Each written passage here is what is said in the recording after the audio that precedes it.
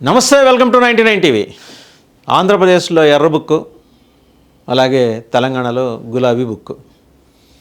ఈ ఎర్రమేంటి, గులాబీ రంగు ఏంటి తతంగం అంతా అని టెన్షన్ పడుతున్నారా? ఏం అక్కర్లా.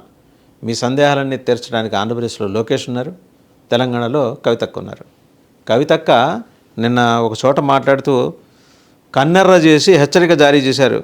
ఆంధ్రప్రదేశ్లో లోకేష్ గారి చేతిలో ఉన్న రెడ్ బుక్ మాదిరి మా దగ్గర కూడా పింక్ బుక్ రెడీ చేస్తున్నామని కాంగ్రెస్ శ్రేణులు గడగడలాడిపోయినాయి. అమ్మో, ఇప్పటికే లోకేష్ గారి రెడ్ బుక్ కారణంగా వల్లభనేని వంశీ ఎలా బుక్ అయ్యాడో మనం చూసాం కదా.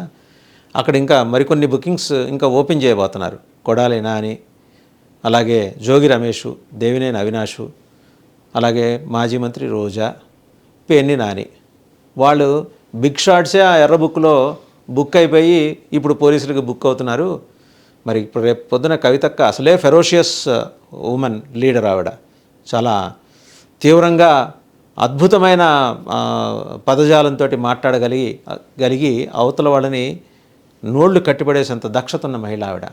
సరే, ఏవో చిన్న చితక లిక్కర్ కేసుల కారణంగా కొన్నాళ్ళు అలా కనుమరుగైపోయినప్పటికీ మళ్ళీ ఆవిడ ఒక ఉత్తుంగ తరంగంలాగా మళ్ళీ బయటకు వచ్చేశారు.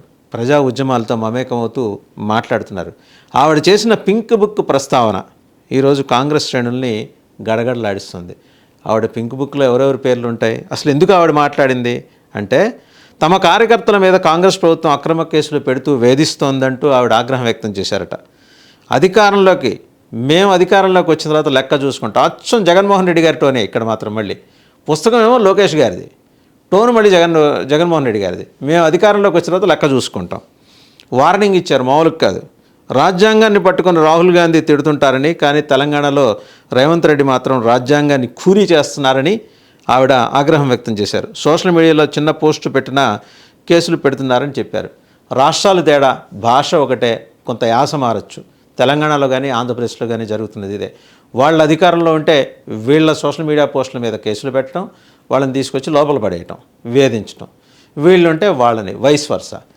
సో ఇది.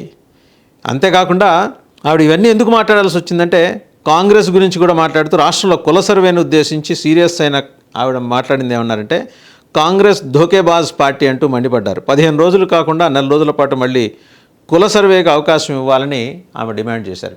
సరే, ఇంకా ఆవిడ డిమాండ్స్ చాలా ఉన్నాయండి, కానీ ఈ ప్రస్తుతం ఈ రెడ్ బుక్ పింక్ బుక్ గురించి మాట్లాడుకుందాం. లోకేష్ గారు రెడ్ బుక్ దగ్గరికి వెళ్దాం ఫస్ట్. ఎందుకంటే హాట్ టాపిక్ ఆంధ్రప్రదేశ్లో కానీ ఆ మాటకు వస్తే 2 తెలుగు రాష్ట్రాల్లో కానీ. ఆంధ్రప్రదేశ్లో అరెస్ట్ జరిగితే దాని రూట్స్ హైదరాబాద్లో ఉంటాయి, హైదరాబాద్లో అరెస్ట్ జరిగితే ఆ అరెస్ట్కి సంబంధించిన రూట్స్ ఆంధ్రప్రదేశ్లో ఉంటాయి. వల్లభనేని వంశీ 2 తెలుగు రాష్ట్రాల్లోనూ రూట్స్ ఉన్న వ్యక్తి, లీడర్, గట్టి లీడర్. పరిటాల రవి ఆయన బతుకున్నప్పుడు ఆయన అనుచర గణంలో ప్రధానమైన వ్యక్తిగా, ప్రధానమైన నాయకుడిగా ఆయన ఎమర్జ్ అయ్యాడు ఈ ప్రైవేటు ఆర్మీలు తయారు చేసుకోవడంలో.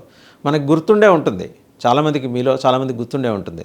పిఎస్ఆర్ ఆంజనేయులు విజయవాడ పోలీస్ కమిషనర్గా ఉన్నప్పుడు ఇలా రౌడీ యాక్టివిటీస్లో ఉన్న వాళ్ళందరినీ పిలిచి సమన్ చేశారు. ఈయన పిలిస్తే నేను రాను, నేను ఎవరో తెలుసు, నేను పరిటాల రవి అనుచరుడిని అని ధిక్కార స్వరం వినిపించారు.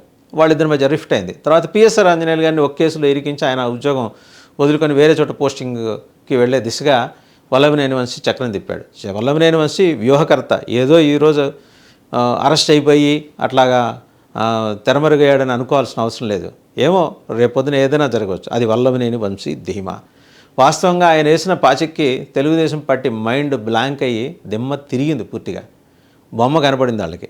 కానీ వల్లభనేని వంశీ వాలంటరీగా చేసిన తప్పు ఏంటంటే, సత్యవర్ధన్ అనే తెలుగుదేశం పార్టీ కార్యకర్తని లేదా గన్నవరం టీడీపీ ఆఫీస్లో పనిచేసే కంప్యూటర్ ఆపరేటర్ని కిడ్నాప్ చేయించి తన మనుషుల చేత 5 చేత తీసుకెళ్లి మేజిస్ట్రేట్ కోర్టులో తన ఫిర్యాదు వెనక్కి తీసుకునేలా చేయటం. లా తెలిసిన వాళ్ళు ఎవరికైనా అర్థం చేసుకోవాల్సిన విషయం. లా తెలిసిన వాళ్ళందరికీ తెలుసు. ఈవెన్ సామాన్య ప్రజానికానికి కూడా, పోలీస్ స్టేషన్స్ తోటి ఇంటరాక్షన్ ఉండే వాళ్ళకి కూడా తెలుసు ఏంటంటే, ఒకవేళ తన ఫిర్యాదు విత్డ్రా చేసుకోవాలంటే కోర్టులో ముందర లోకల్ పోలీస్ స్టేషన్ ఎక్కడైతే కంప్లైంట్ ఇచ్చాడో అక్కడికి వెళ్ళి అక్కడ తాను ఇలా విత్డ్రా చేసుకుంటున్నానని ఒక పిటిషన్ రాసిస్తే అప్పుడు స్టేషన్ హౌస్ ఆఫీసరు ఆ పిటిషన్ ఎండార్స్ చేస్తూ ఒక కోర్టు కానిస్టేబుల్ని ఇచ్చి కోర్టుకి పంపిస్తారు. అవేమీ లేకుండా బైపాస్ కూడా వదిలేసి ఏకంగా ఔటర్ రింగ్ రోడ్లో ఆయన తీసుకుని వెళ్ళిపోయారు 5.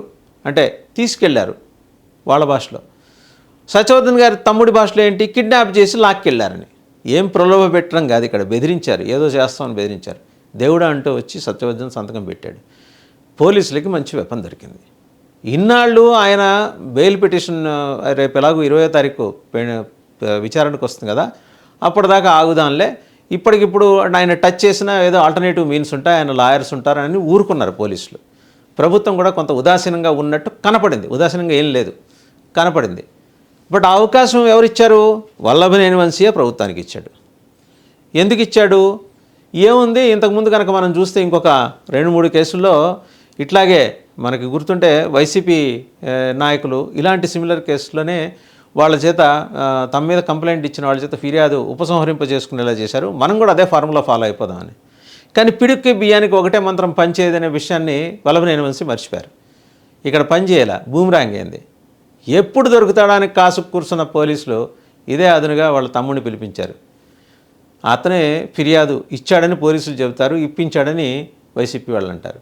ఏదైతేనే మొత్తానికి వల్లభనేని వంశీ దొరకటానికి ఒక ఆధారాన్ని అయితే చాలా జాగ్రత్తగా వల్లభనేని వంశీయే పోలీసులకు అందజేశాడు. సో రెడ్ బుక్లో ముందర ఈయన పేరుంది, తర్వాత కొడాలి నాని, తర్వాత జోగి రమేష్, తర్వాత పేర్ని నాని, తర్వాత దేవినేని అవినాష్, ఆ తర్వాత రోజా గారు. ఇవన్నీ ఇంకా వరుసగా జరుగుతాయి. కూటమి ప్రభుత్వం పని చేయట్లేదు, 8 నెలలైనా సరే కార్యకర్తల ఆగ్రహవేశాలు చల్లార్చట్లేదు అని అనుకునే వాళ్ళందరికీ కూడా చాలా బలమైన పదునైన జవాబు ఇచ్చారు ఏపీ పోలీస్. ఇలాగే దొరుకుతాడు నేరస్తుడు. ఏంటంటే ఎంత పెద్ద కొమ్ములు తిరిగిన నేరగాడైనా, కింగ్ కాంగ్ అయినా, తాంతియా తోపు అయినా, తురుం ఖాన్ అయినా సరే ఎక్కడో ఒక ఆధారం వదిలిపెట్టి వెళ్తాడు. ఈ ఆధారం ఏంటంటే జాగ్రత్తగా వల్లభనేని వంశీ కోర్టు దగ్గరే వదిలిపెట్టి వెళ్ళాడు. తన మనుషులు 5గురు కిడ్నాప్ చేసి తీసుకొచ్చిన విజువల్స్ అన్నీ అందులో రికార్డ్ అయినాయి ఆ సీసీటీవీలో. మరి ఈ చిన్న లాజిక్ ఎట్ట మిస్ అయ్యారు? సరే మిస్ అయితే మిస్ అయ్యాడు.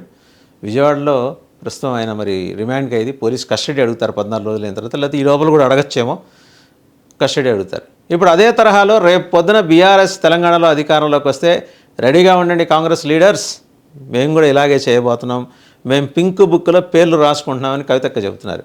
ఆల్రెడీ కొన్ని పేర్లు ఉన్నాయట.